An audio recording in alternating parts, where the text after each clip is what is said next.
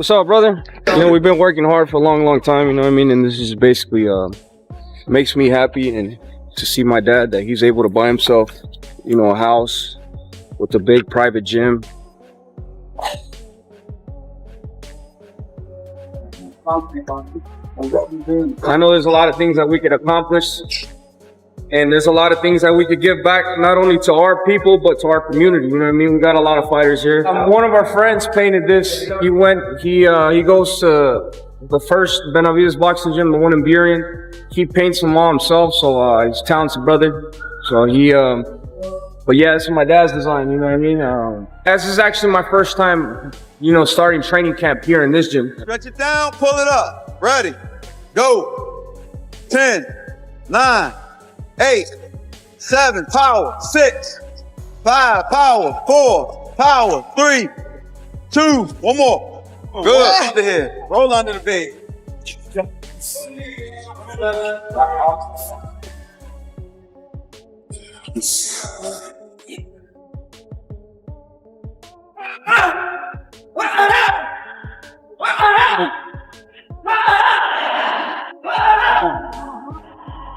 Gervonta Davis and David Benavidez are training together as they get ready for their long-awaited return to the boxing ring with two highly anticipated comeback fights. 10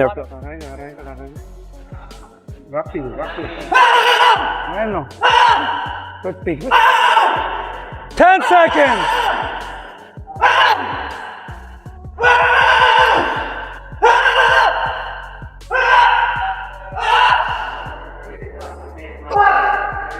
Super focused, super motivated.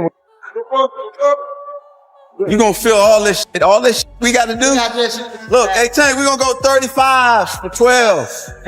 As training camp gets underway, Fan N Boxing confirms that Tank has officially parted ways with Calvin Ford and is now working with Jose Benavidez Sr. This unexpected partnership quickly creates major questions about what this big change could mean for the champion's mindset and future in the ring. And it seems like it's official that Gervonta Davis has a new trainer named Jose Benavidez.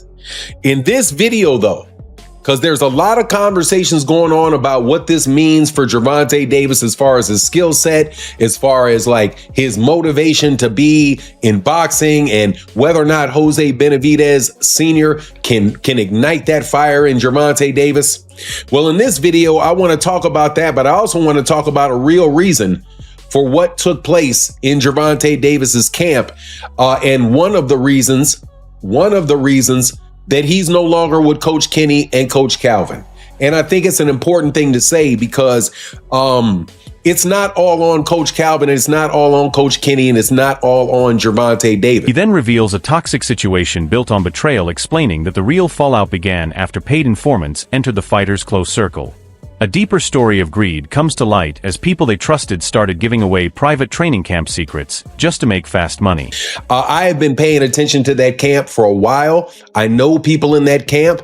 I know people around that camp. And I can tell you without a doubt that the major issue with Gervonta Davis and that particular camp was the fact that there's so many paid snitches in his camp. It was replete with family members and other people who, whenever they got a piece of information about Gervonta Davis, would try to go out and give that information to somebody else in exchange for money. So Gervonta is looking up at the internet, seeing what's being said about him, hearing this information coming out about himself, and saying, man, where is this coming from? This conflict behind the scenes had been building for years, forcing the team to work hard to stop the leaks by demanding complete silence. You will see how a strict media blackout was put in place simply to protect the fighters' fading peace of mind. Originally, and this was a couple years ago, I remember when Gervonta started getting upset with it, and he started blocking people and getting mad about stuff, and he started telling Kenny and Calvin, you know, that basically not to be announcing things, not to say things about who he's going to fight next or what he's going to do next, because Gervonta started getting irritated about that. I also know that Calvin Ford stopped talking to the media for a long period of time. Kenny Ellis stopped talking to the media about Gervonta in that way because they were appeasing Gervonta and Gervonta's desire to have that information kept in-house, right? So to the extent that they were having conversations that Gervonta Davis didn't want to have, they had nipped that in the bud several years ago. Spying went far beyond what anyone imagined, as hidden insiders kept using private information on social media to damage his career from the inside. The speaker compares this type of sabotage to a famous psychological strategy that was used during one of boxing's greatest rivalries. However, what happened is you have family members and other members in the gym that have connections with people that have Twitter pages, connections with people that have YouTube pages, and they continued, the people with the Twitter pages and the YouTube pages continue to pay these people money for inside information about Gervonta, and he got very distrustful. Now, if you think, okay, well, man, that's not that big a deal. You know, you go and, people know, it happens all the time where you have spies in camp. Like one particular incident that I know about that really enlightened me to that problem in boxing was when Andre Ward was fighting Sergey Kovalev, and Andre Ward was just being very vocal about knowing what was going on with John David Jackson and what was going on with Sergey Kovalev. And he was telling basically, you're doing this, you're doing that, you're drinking this and you're drinking this and you're doing that. And your problem was here and your problem is there. Andre Ward knew the whole thing. How? Because he had a spy in the camp. The problem with that with Gervonta is when you have spies around him in his family, in the gyms in Baltimore, you have people that leak information that are trying to harm him. Sean Porter talks about the unexpected comfort Tank could find in this fast-paced and constantly changing training environment. He wonders if sharing the same aggressive mindset is exactly what fits the champion's unpredictable way of living. I'm not sure if that's a great matchup. I feel like there's some comfort there. Is that what it is? I feel like that's what it is. I feel like there's some They comfort both there. killers. He's down in Florida, if I'm not mistaken. Miami, yeah. It's Washington, Yeah, he's between Seattle, and Washington, Florida, Arizona, Yeah. Vegas. He be everywhere. Yeah. Yeah. Which might match the lifestyle of Gervonta Davis, Yeah. Surprising to see it. I think but I feel like he's comfortable with Jose. The conversation goes even deeper as Porter explains the hidden drive a fighter needs to keep that inner hunger alive. He believes this new partnership could create the perfect connection where the trainer and fighter are finally working together with complete understanding. And just telling y'all what I know, sometimes that's all it takes. Whatever's gonna get this light flip up, turned on, and keep it on, sometimes it's comfort. I just need somebody that I feel comfortable with, that I can be myself with, and that, when I'm ready to move, they moving. When they ready to move, I'm moving. And I feel like he thinks he has that with Jose. I don't know. That's just right off the top of the head. He likes to seeing move that when stuff. he wants to move. Too. Yeah. Anthony Bernath steps in and questions the reasoning behind this unusual partnership, creating a strong feeling of doubt. The hosts discuss whether the new trainer can really repeat the success he achieved with his own family while working with someone from outside. That's weird. That's a weird one for me. I ain't gonna lie. Why? It's just only like it's paired up right.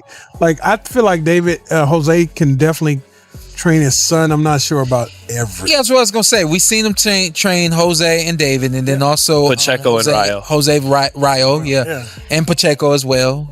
Pacheco isn't with him, And they both are going. Yeah. now. And they both are. As the focus shifts to the sudden split, Sean Zittel admits the bitter conflict with Calvin Ford does not seem to make sense at all. He looks back at the unique style Ford built into his fighters, showing the remarkable work he accomplished from the very beginning. It's their business, but I don't add up the beef with him and Calvin Ford, really. I guess Calvin may have done an interview or two that Gervonta didn't like, but it's like, that made no sense, man. Look, I remember when I saw Truck Simpson spar before Truck tailed off, when he had promise. No offense, Truck, much love to you. But when Truck was 18, 19 years old, and it was like, oh, this kid, he has talent. He has real upside. He threw his punches in the same way Gervonta Davis did. He had a lot of the same kind of rhythm that Gervonta did. And that's what made me go, Calvin is a good trainer. Even though Calvin didn't move the needle for Jahan Ingram over the weekend. Jahan Ingram lost to Devin Cushing. It didn't look like it didn't look like Calvin had a big impact on him winning, and he wound up losing to Devin Cushing. Devin Cushing, bigger guy anyways. But when I saw Truck do that, I go, okay, so Calvin has an imprint. He has a system. There's a way a guy he builds from scratch in the Baltimore amateur program looks. And so that made me lend more credence to Calvin's work. Zittel finishes by remembering a time when only Ford could pull the champion out of his toughest and slowest moments in the gym. It leaves everyone asking how a relationship built on complete trust and loyalty could fall apart so completely. I just remember like Tank being in the gym for the Santa Cruz fight, came in heavy and was in Floyd's gym, and he didn't like that spark didn't come and Floyd was trying to get it out of him. It wasn't really happening in the first couple weeks. He had to wait to he had a couple months until the Santa Cruz fight date. But once Calvin came to the gym from Baltimore, he like the spark started and the light came on, and I was like, that's a bond. And I don't know. I'm just, it's like I don't know what the big beef is. Why Calvin built you from scratch. He has always went to bat for you, even when you make it very hard for someone to go to bat for you with all the shit you put you yourself and your fan base through and the boxing world through. And Calvin's always tried to say the right things to not offend you.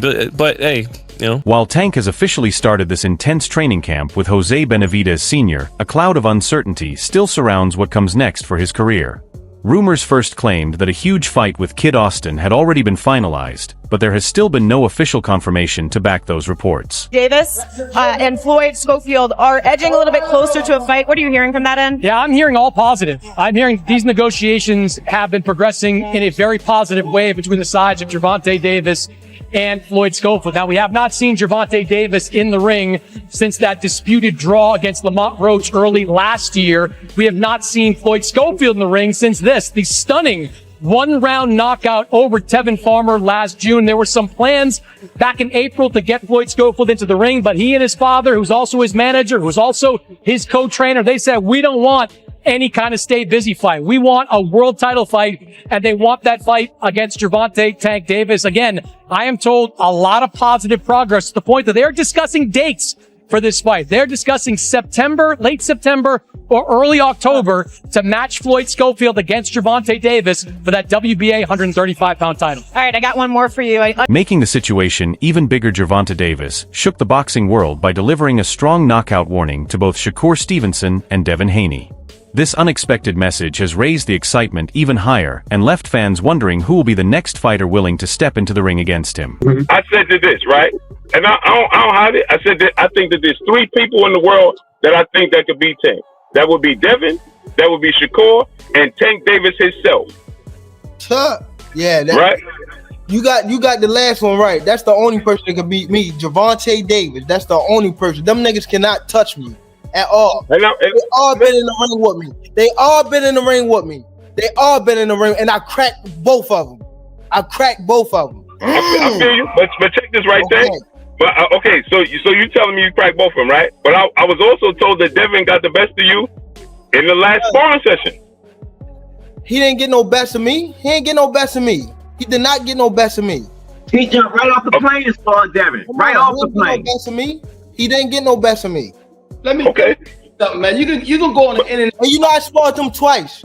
Right. And Bill took him out the ring. And Bill admitted that. Bill and Dad both said that. Almost knocked him out in Floyd gym. Did they tell you that? Did they tell you I almost knocked him out in the gym? Did they tell you that? I don't know, but I ain't hear that. Oh, okay. I ain't hear that. Floyd Schofield Sr. responds with sharp criticism, calling the champion's sudden media behavior nothing more than a weak attempt to hide from the real situation. He believes the recent social media callouts are meant to distract fans from the fact that Tank is avoiding his dangerous mandatory challenger. It's a duck. A duck is a duck. He just needed a big diversion to make people believe and look away from him ducking his mandatory person. He ducked us before he had the Roach fight too. He ducked us over a year. So a duck is a duck. That's all I have to say. Because if Keyshawn's supposed to be fighting Devin, why he calling out Devin? If he not moving up to fight Shakur, why he calling out Shakur? And he has a mandatory, so he preferred to give up his belt. So thank you. We have no problem becoming a world champion. The boogeyman left. He ran. So that's all that shit is smoke and mirrors. They've been calling each other out for years now. All of them. Has it ever happened? I don't think it's happening now. So this is just a diversion so people don't look at him like, yo, you really ducked your mandatory. The strong criticism continues as Schofield Sr. warns that today's obsession with fame and quick money is slowly destroying the true spirit of boxing. He argues that by giving up the world title and leaving the division, a harmful message is being sent to every young amateur working hard for a fair chance to achieve greatness. And that's acceptable. For the YouTubers, yeah, I get y'all. It's about money. It's about fame. Yeah, that's the Floyd Mayweather era. That's the era that's fading out. We of the era that you work your way up to number one, you fight the champion. Because that's what give hope to these kids in the hood or these kids going through the amateurs. The hope when they get to number one in the ranking, they can have their chance of fighting for a world title. You take that away, then you destroy boxing. So, smoke and mirrors, man. The man gave up his title and hauled. Amid all the chaos, Devin Haney added even more attention on social media by posting a series of mysterious messages. He first built excitement with a simple "let's go" before surprising fans with a direct post that read Haney versus Davis. Soon after, he quoted that same post with the word "key," making many believe he was confirming a long-awaited fight with Keyshawn Davis. Even with all these major call-outs and talk of possible matchups from different camps, boxing fans still have no clear answer about who will be the next opponent to face Gervonta Davis. At the same time, David Benavidez turned the spotlight toward his own future by confidently saying he plans to move back down and challenge Dimitri Bivol. He made it clear that his main goal is to take over the light heavyweight division and give fans the undisputed fights they have been waiting to see. Yeah, 100%. We're going after Dimitri Bivol. Okay, that's it. I told you guys that's what I got. That's what I wanted to do, and just so the fans they have something to look up to. That's look forward to. That's why I give you guys my breakdowns, what I'm trying to do, what are my plans. And I told you guys I was gonna come back down and fight Bivol, and that's exactly what I'm gonna do. Now I won 2 more titles at cruiserweight. Now it's time to capture the rest of the titles at light heavyweight. Benavidez also responds to the growing rumors about moving up again by making it clear that he has no plans to enter the heavyweight division anytime soon because of the major difference in power. He explains that his main focus is to take control of the 175-pound division first and prove himself against elite fighters like Artur Beterbiev before thinking about any bigger move. And I hear a lot of people talking about heavyweight, but these are big guys. This is an extremely different type of power. So I'm not thinking about heavyweight anytime soon. If I think of heavyweight, maybe that's probably by 5-6 years. But what I really wanted to do is I want to become unified champion at 175 and become a dominant champion at 175. I've been telling you guys I want to get Dimitri Bivol, then Artur Beterbiev. And I know those are 2 fights that all the world of boxing wants to see.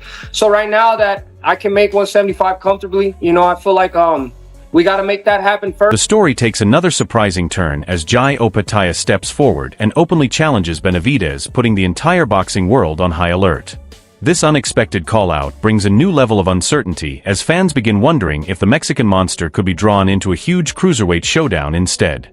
Even with the cruiserweight champion making his intentions clear, there is still no official confirmation about who Benavidez will face in his next fight. Definitely. That's the main fight I'm chasing. That is my goal right now. You know what I mean? And then till I win that WBO and that WBA and the WBC as well, you know what I mean? That's my goal. You know what I mean? Anyone that says anything else, fine. I want to become undisputed in the cruiserweight division. The future of boxing is entering a major turning point as some of the biggest names in the sport continue making important decisions behind the scenes. With Tank Davis changing his entire training team, Devin Haney building excitement through social media, and David Benavidez focusing on taking over his division, the boxing landscape is shifting faster than ever. Every move these fighters make could have a lasting impact and shape the legacy each of them leaves behind. The rivalries have become more personal than ever, with a mental battle now reaching far beyond fight night. As new developments continue to unfold, fans are watching closely for what could become one of the most exciting periods in modern boxing. One bad decision or one leaked secret could change everything, making the wait for these upcoming fights even more intense. These career-defining moments could decide the future of the sport for years to come, with no room for mistakes. What do you think about Tank Davis leaving his longtime coaching team to work with Jose Benavidez Sr.? Do you believe this major change will help him perform better in his return fight? Will Devin Haney's rumored matchup with Keyshawn Davis become the biggest story, or will Benavidez succeed in landing a fight with Dimitri Bivol to strengthen his legacy? Do you think constant leaks and paid informants inside training camps are damaging the trust that boxing has always relied on? How much does Jai Opataia's surprise call-out change Benavidez's future plans, and should he accept that risky challenge? Who do you believe is the most dangerous fighter left in these divisions when everything is finally settled? Do you think the pressure from social media and accusations of avoiding fights is pushing these boxers into major matchups sooner than expected? If Benavidez decides not to take the cruiserweight fight, will it affect the way fans view his willingness to face anyone? Share your opinion in the comments below, and remember to subscribe to the channel for more boxing videos.